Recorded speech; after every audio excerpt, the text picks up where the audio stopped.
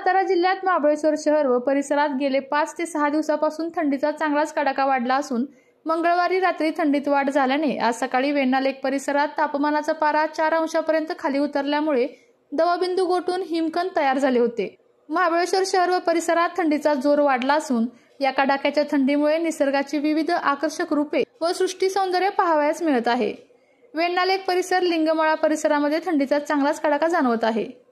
येथील प्रसिद्ध वेण्णा लेकसह लिंगमळा परिसरामध्ये 4 चाकी गाड्यांच्या टपांवर, पानांवर तसेच वेण्णा लेकच्या लोखंडी जेटीवर काही प्रमाणात दवबिंदू गोठून हिमकंद जमा झाल्याचे चित्र पाहायला मिळाले।